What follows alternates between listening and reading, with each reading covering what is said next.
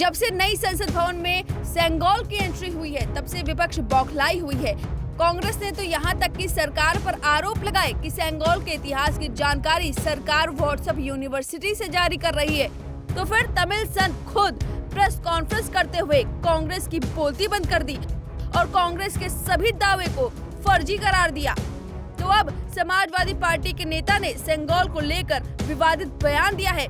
वैसे तो ये नेता हमेशा से विवादित बयान देने के लिए चर्चित रहे हैं, लेकिन सेंगोल के मामले में इतना विवादित बयान दे दिया कि सीमा ही लांघ गए।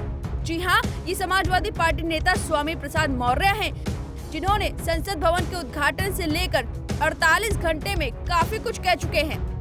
आपको चलिए स्वामी प्रसाद का वो बयान बताते हैं जिस दिन उद्घाटन हुआ, यानी कि 28 मई।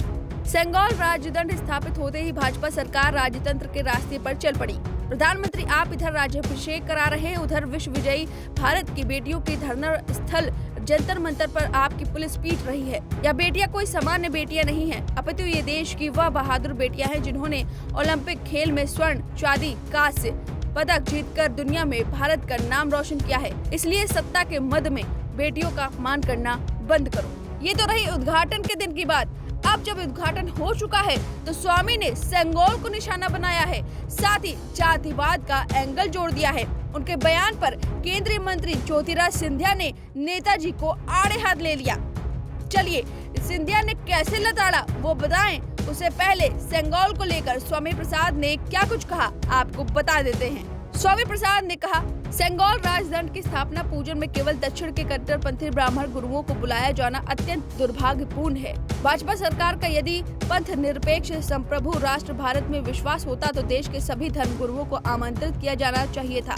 ऐसा न कर भाजपा अपनी दूषित मानसिकता और घृणित सोच को दर्शाया है। यद्यपि कि भाजपा सरकार सेंगोल राजदंड की स्थापना कर राजतंत्र के रास्ते पर चल रही है, अपितु दक्षिण के ब्राह्मण धर्म गुरुओं को बुलाकर ब्राह्मणवाद को भी स्थापित करने का कुत्सित प्रयास कर रही है। तो ये रहे स्वामी जिन्होंने ब्राह्मणवाद का नया एंगल जोड़ दिया है। तो अब सिंधिया का पलटवार सुनिए। सिंधिया ने स्वामी प्रसाद को लताड़ते हुए कहा, स्वामी प्रसाद संस्कृति का अपमान कर रहे हैं। जिन लोगों को भारत के प्राचीन इतिहास, भारत की विचारधारा, भारत की ऐतिहासिक संस्कृति के प्रति सम्मान न हो, वो ऐसे ही टिप्पणी कर सकते हैं। भारत की क्षमता एक आध्यात्मिक क्षमता है जो विचारधारा प्रधानमंत्री की है। सिंधिया ने कहा, भारत आज G20 की अध्यक्षता कर रहा है। जो पूर्व में अंतर्राष्ट्रीय आयोजन किए जाते थे वे सिर्फ दिल्ली और मुंबई तक सीमित थे। इस बार G20 की अध्यक्षता कश्मीर से कन्याकुमारी और गुजरात से लेकर अरुणाचल प्रदेश तक एक राज्य में आयोजित की गई है। केंद्रीय मंत्री सिंधिया ने आगे कहा, भारत के ऐसे लोग भारत की आध्यात्मिकता क्षमता को कुचलना चाहते हैं, लेकिन अब भारत की आध्यात्मिकता को अब कुचला नहीं जा सकता है। अब सिंधिया की इस पलटवार पर और स्वामी प्रसाद के इस विवादित बयान पर आपकी क्या राय है, हमें कमेंट करके जरूर बताएं। VK न्यूज, राष्ट्र के नाम।